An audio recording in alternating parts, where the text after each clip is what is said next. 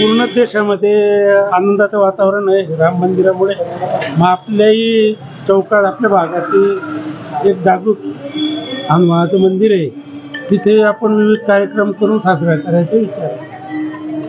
आमच्या भागात सर्वसामान्य लोक राहतात, त्यांची बी इच्छा आहे की आपण अयोध्याला तर काही आता जाऊ शकत नाही, पण आपल्या इथं या मंदिरात आपण अयोध्या समजू विविध कार्यक्रम करून राम उत्सव साजरा करावा असं सर्वांच्या मत। त्या सगळ्या नागरिकांमध्ये उत्साहाचं वातावरण राहील आणि तसंच वातावरण या भागात व्हावं अशी आमची इच्छा आहे।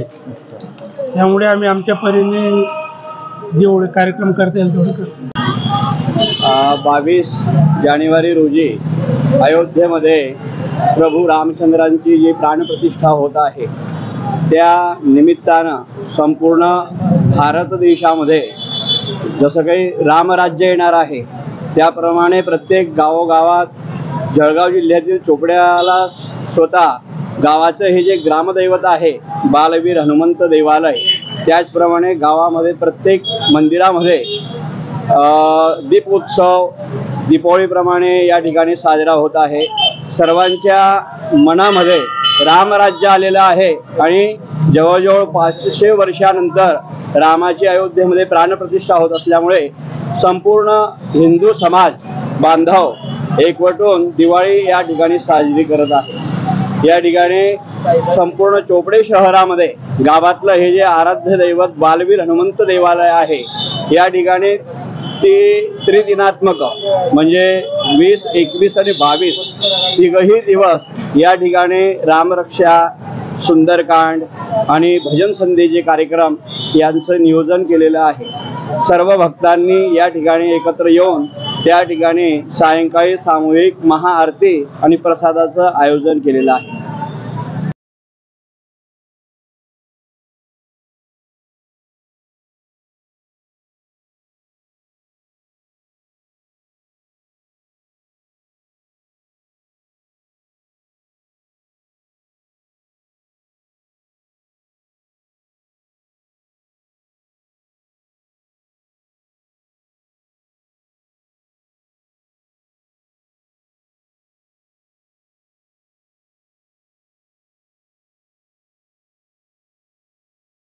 बरोबर। जय श्रीराम।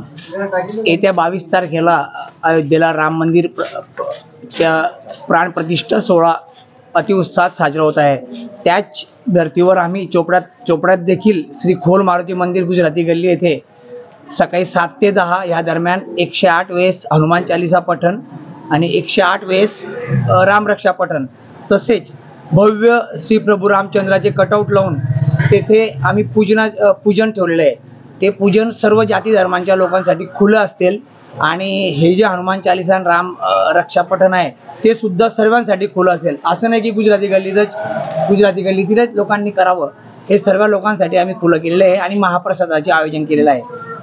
तसेच 12 ते 2 ह्या दरम्यान जो लाईव्ह सोहळा दाखवणार आहे श्री प्रभू रामचंद्र प्राणप्रतिष्ठा सोहळा, तो आम्ही मोठ्या पडद्यावर स्क्रीनवर सर्व गल्लीतील लोकांना एकत्र करून दाखवण्याचा आमच्या मानस आहे।